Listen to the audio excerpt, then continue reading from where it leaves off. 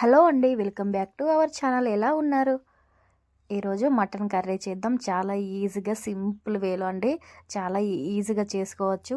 ముందుగా ఒక half KG mutton తీసుకోండి. దీన్ని చిన్న చిన్న ముక్కలుగా సాల్ట్ వాటర్లో వేసి కడుక్కోండి. నీచు వాసన అనేది రాకుండా ఉంటుంది. అంటే మసాలా కోసం గసగసాలు, అలాగే ఇలాచి, దాల్చిన చెక్క, కొబ్బరి, కాస్తంత సాజీర ఇవన్నీ మొత్తం మిక్సీ పట్టుకోండి. అలాగే ఫ్రెష్గా అల్లం వెల్లుల్లి పేస్ట్ కూడా నూరుకోండి.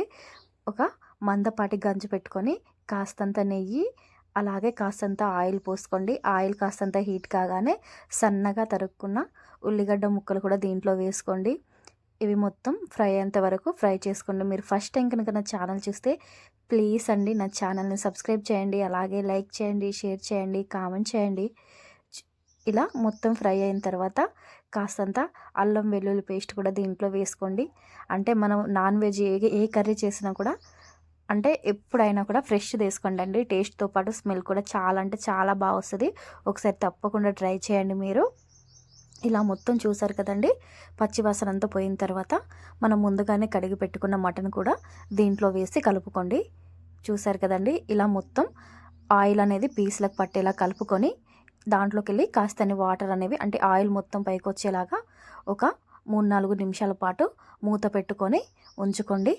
చూసారు కదండి, ఇలా 3-4 మినిట్స్ తర్వాత కాస్తంత పసుపు, అలాగే మటన్ కాబట్టి అంటే స్పైసీకి తగ్గట్టు మన ఇంట్లో వాళ్ళు ఎంత స్పైసీగా తింటారో దాన్ని బట్టి మనం కారం వేసుకోండి. చూసారు కదండి, ఇలా మొత్తం కలుపుకోండి. ఇలా మొత్తం కలుపుకున్న తర్వాత మళ్ళీ ఆయిల్లోనే ఒక 3-4 నిమిషాలు మళ్ళీ ఆయిల్లో పెట్టుకొని మూత పెట్టుకోండి. ఒక 3-4 మినిట్స్ తర్వాత మళ్ళీ తగినన్ని వాటర్ పోసుకోండి.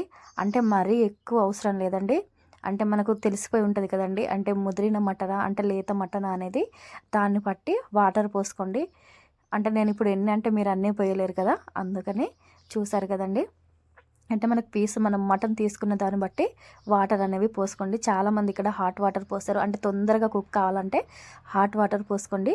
కానీ అంటే నార్మల్ వాటర్ పోసుకుంటేనే కర్రీ టేస్ట్ బాగుంటుందండి. చూసారు కదా, ఇలా పీసులు మునిగేంత వరకు వాటర్ పోసుకోండి.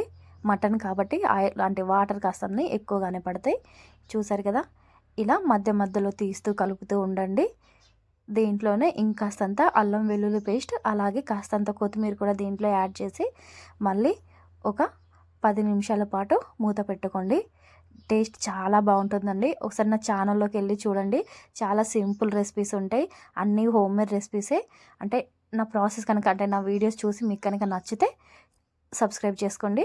ఇలానే మనం ముందుగానే పేస్ట్ చేసుకున్న మసాలా మొత్తం దీంట్లో వేసుకోండి. చూసారు కదండి, ఇలా మొత్తం వేసుకున్న తర్వాత దీంట్లోనే కాస్తంత సాల్ట్, దీంతోపాటు కాస్తంత గరం మసాలా, అలాగే కాస్తంత ధనియా పౌడర్ కూడా దీంట్లో వేసుకోండి.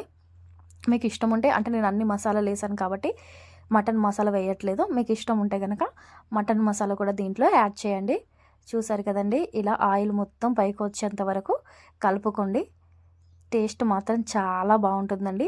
అంటే దీంట్లో ఒక్కటే తక్కువైంది, అదేంటో మీకు తెలిసిపోయి ఉంటుంది కదండి ఇప్పటి వరకు. అదేనండి నల్లి బొక్క. ఇది ఒక్కటి మిస్ అయింది, అంటే మటన్లో రాలేదు. కానీ నల్లి బొక్క అంటే చాలా ఇష్టం మాకు, బట్ రాలేదు. చూసారు కదండి, ఇలా లాస్ట్లో కాస్తంత కొత్తిమీర వేసుకొని వేడి వేడిగా సర్వ్ చేసుకున్నారంటే టేస్ట్ మాత్రం అదిరిపోద్ది. చూసారు కదండి, కర్రీ స్మెల్ అంటే నీచు వాసన రాకుండా టేస్ట్ మాత్రం అదిరిపోద్ది.